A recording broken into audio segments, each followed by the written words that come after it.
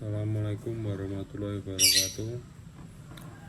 Perkenalkan, nama saya Bagas Ari Yurinanto, kelas 2019A, Fakultas Hukum, Universitas Widya Mataram, Yogyakarta. Nomor induk mahasiswa 19 12 17 260. Di sini saya akan menjelaskan tentang makalah dengan tema karakteristik perlindungan hukum orang asli Indonesia dalam perspektif otonomi khusus. Guna melengkapi tugas UTS mata kuliah Hukum Pemerintahan Daerah. Langsung saja saya mulai pada tanggal 17 Agustus 1945. Bangsa Indonesia memproklamasikan diri sebagai bangsa merdeka dan lepas dari penjajahan negara manapun di dunia ini. Maka pada tanggal 18 Agustus 1945 berlaku sebuah undang-undang dasar yang supel dan elastis yang kemudian dikenal sebagai Undang-Undang Dasar 1945.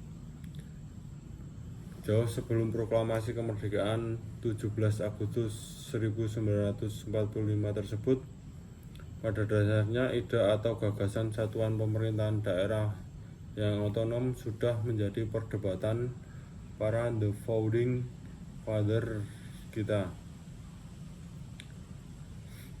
Berpendapat bahwa pemerintahan negara modern akan tersusun dari pemerintah dan parlemen, pemerintah provinsi dan dewan provinsi, pemerintah kota dan dewan kota. Dalam pasal 18B Undang-Undang Dasar Negara Republik Indonesia tahun 1945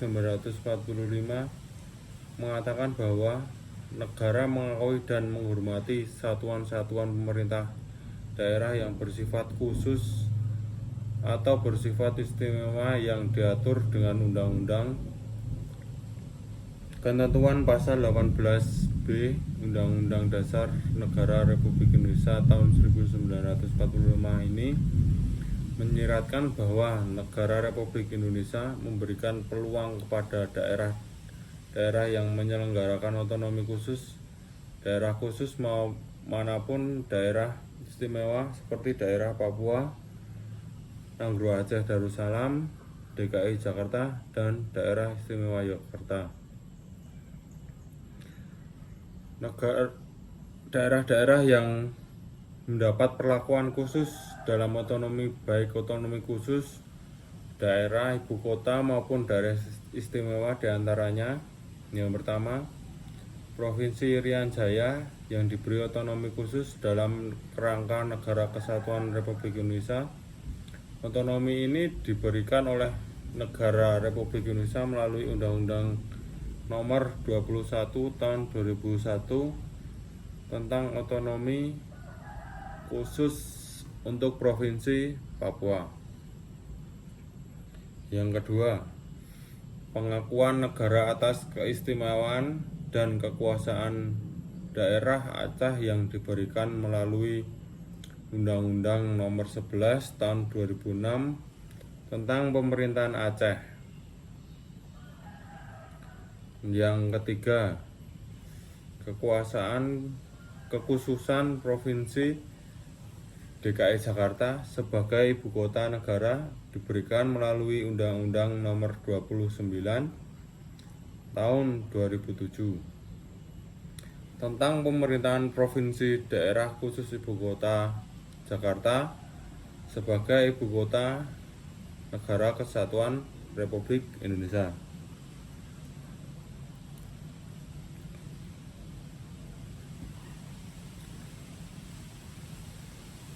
Terlihat jelas bahwa pemerintahan dilakukan berdasarkan asas sentralisasi. Pemerintahan pada masa ini beranggapan bahwa apabila daerah diberi keleluasaan untuk menyelenggarakan sendiri pemerintahannya, berpotensi akan menghilangkan rasa nasionalisme dan berpotensi akan terjadinya disintegrasi bangsa, sehingga dalam praktiknya pemerintahan memberlakukan keberagaman dan pelaksanaan pemerintah daerah di Indonesia.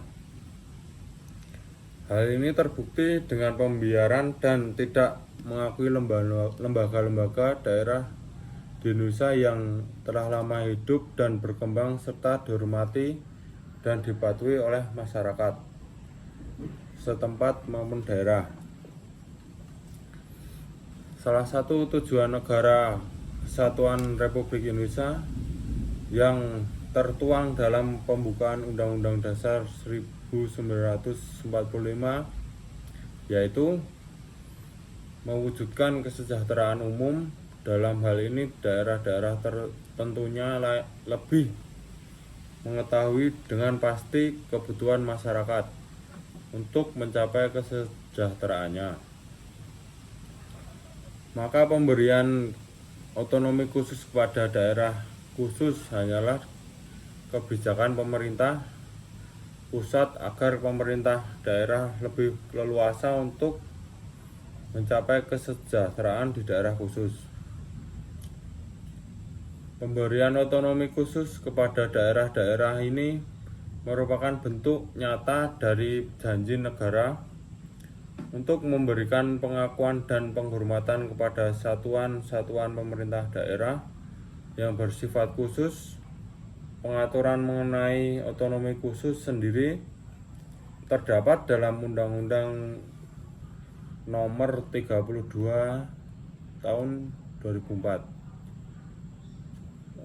Pasal 225 yang isinya yaitu menegaskan tentang pengakuan negara terhadap daerah yang memperoleh pengakuan khusus.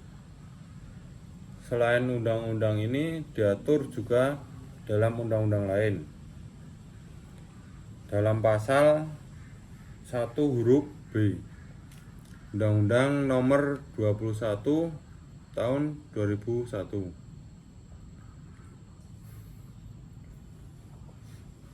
Fungsi lain dari otonomi daerah khusus sendiri adalah untuk menjaga keutuhan negara karena setiap daerah mempunyai kebutuhan dan kategori kesejahteraan yang berbeda-beda, sehingga setiap daerah dapat menjalankan tuntutan kebutuhan masyarakat daerahnya.